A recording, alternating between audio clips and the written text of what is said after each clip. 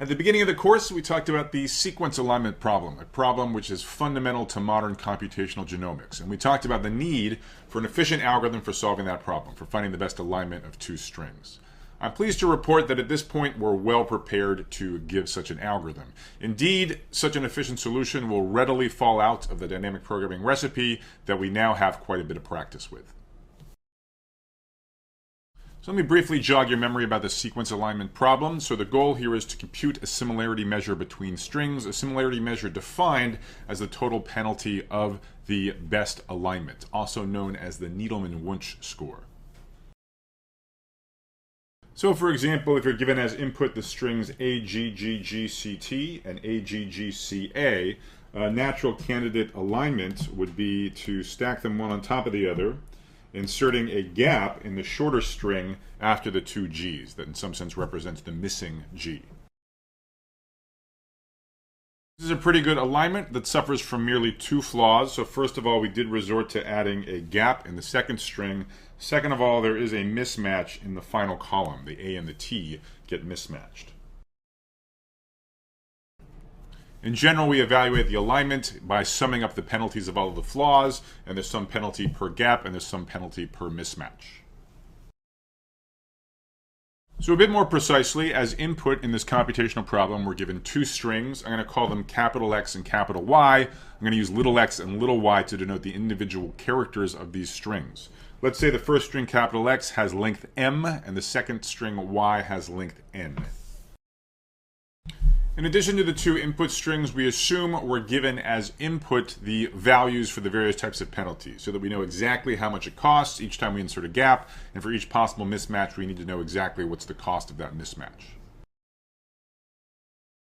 In principle, you could be given a penalty for matching a letter with itself, but typically that's going to be a penalty of 0. The space of feasible solutions are just the ways of inserting gaps into the two strings so that the results have equal length. I should emphasize that you're allowed to insert gaps into both of the strings. In the example, we only inserted into one of the two strings.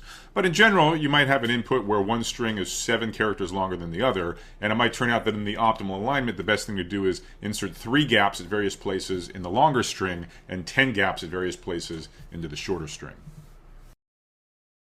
And the goal, of course, is just to compute amongst all of the exponentially many alignments the one that minimizes the total penalty, where total penalty is just the sum of the individual penalties for the inserted gaps and the various mismatches.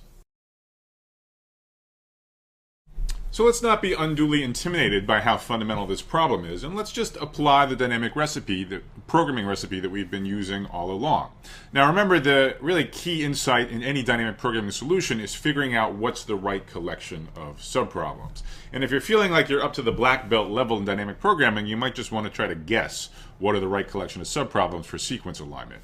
But I don't expect you to be able to do that at this point. And so as usual, we're going to derive the correct collection of subproblems, and we're going to do it by reasoning about the structure of an optimal solution, narrowing it down to a small number of candidates composed in various ways from solutions to smaller subproblems. Once we've figured out the small number of possibilities for what the optimal solution could look like in terms of solutions to smaller subproblems, we'll be able to derive a recurrence, which in effect just does brute force search through the small number of candidates. And from the recurrence, we'll be able to back out, we'll be able to reverse engineer what are the various subproblems that we actually care about and that we have to solve. So let's do a thought experiment. What does the optimal solution have to look like? And again, remember, this is exactly what it is that we're trying to compute, but that's not going to stop us from reasoning about it. If someone handed to us on a silver platter the optimal solution, what would it have to look like? So consider any old pair of strings, capital X and capital Y, and an optimal alignment of them. Let's visualize this optimal alignment as follows. Let's write down the string X plus whatever gaps get inserted into it on top. And right beneath it, we'll write down the string Y with whatever gaps are inserted into it. These two things have exactly the same length. So to figure out the various cases of the structure for this optimal solution, let's reason by analogy with the problems we've already solved. So back when we were looking at independent sets of line graphs, our case analysis was, well, either the final vertex, the rightmost vertex of the path, is in the optimal solution, or it's not. In the knapsack problem, we said, well, either the last item is in the optimal solution or it's not. So we always looked at sort of the last part of the optimal solution, in some sense the rightmost position. And happily, staring at this alignment, we see we can once again focus just on the action in the rightmost in the final position. So now I have a question for you. So in the independent set problem, there were two cases. The last vertex was either in the optimal solution or it's not. In the knapsack problem, there were also two cases. The final item was either in the optimal solution or it's not. So my question for you is, in the sequence alignment problem, when we focus on what's going on in the final position of the optimal alignment, how many relevant cases do we have to study?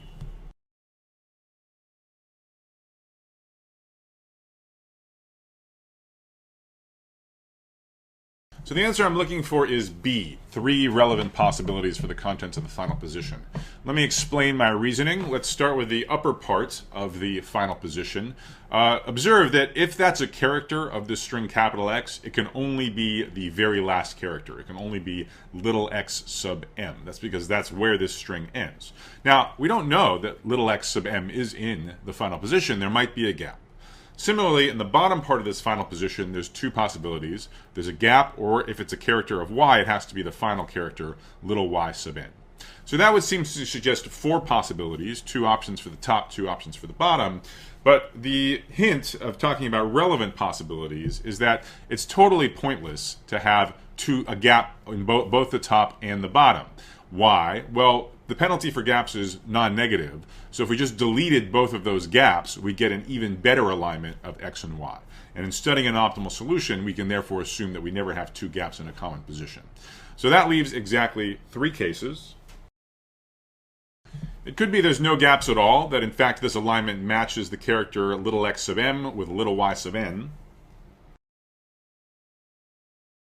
Or it could match the final character of capital X with a gap. Or it could match the final character of capital Y with a gap. So the hope behind this case analysis is that we're going to be able to boil down the possibilities for the optimal solution to merely 3 candidates, 1 candidate for each of the 3 possibilities for the contents of the final position. That would be analogous to what we did in both the independent set and knapsack problems, where we boiled the optimal solution down to just 1 of 2 candidates, corresponding to whether either the final vertex or the final item, as the case may be, was in the optimal solution. Another way of thinking about this is we'd like to make precise the idea that if we just knew what was going on in the final position, if only a little birdie would tell us which of the 3 cases that we're in, then we'd be done by just solving some smaller subproblem recursively. So let's now state for each of the 3 possible scenarios for the final position what is the corresponding candidate for the optimal solution, the way in which it must necessarily be composed with an optimal solution to a smaller subproblem. So who are going to be the protagonists in our smaller subproblem? Well, the smaller subproblem is going to involve everything except the stuff in the final position. So it's going to involve the strings capital X and capital Y, possibly with 1 character remaining. So let's let x prime be x with its final character peeled off. Y prime is going to be y with its final character peeled off. So let me just remind you how I numbered the 3 cases. So case 1 is when the final position contains the final characters of both of the 2 strings, that is when there's no gaps. Case 2 is when little x sub m gets matched with a gap, and case 3 is when little y sub n gets matched with a gap. Alright, so suppose that case 1 holds. This means that the contents of the final position includes both of the characters little x sub m and little y sub n. So now what we're going to do is we want to look at a smaller subproblem, and we want to look at the subproblem induced by the contents of all of the rest of the positions. I'm going to call that the induced alignment.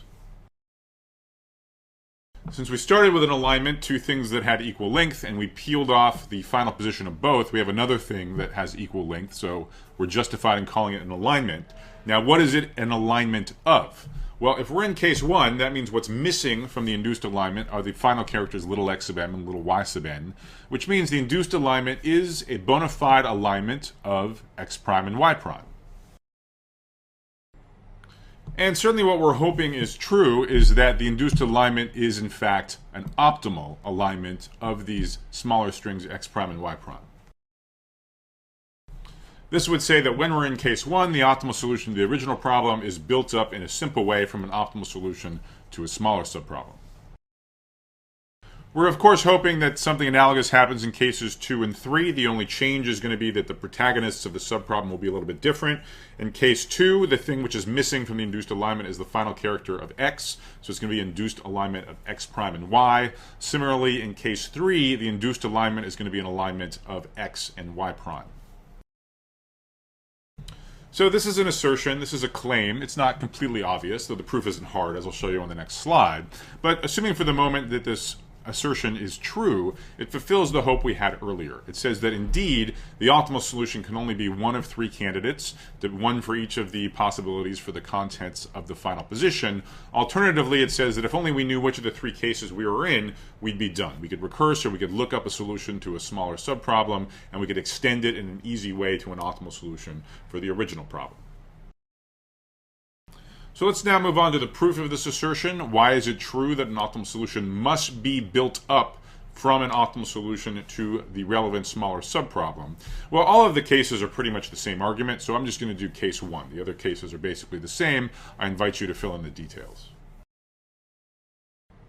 So it's going to be the same type of simple proof by contradiction that we used earlier when reasoning about the structure of optimal solutions for the independent set and knapsack problems. We're going to assume the contrary. We're going to assume that the induced solution to the smaller subproblem is not optimal, and from the fact that there's a better solution for the subproblem, we will extract a better solution for the original problem, contradicting the purported optimality of the solution that we started with. So when we're dealing with case 1, the induced alignment is of the strings x prime and y with the final character peeled off. And so for the contradiction, let's assume that this induced alignment, it has some penalty, say capital P. Let's assume it's not actually an optimal alignment of x prime and y prime. That is, suppose if we started from scratch, we come up with some superior alignment of x prime and y prime with total penalty P star strictly smaller than P. But if that were the case, it would be a simple matter to lift this purportedly better alignment of x prime and y prime to an alignment of the original strings x and y. Namely, we just reuse the exact same alignment of x prime and y prime, and then in the final position, we just match xm with yn.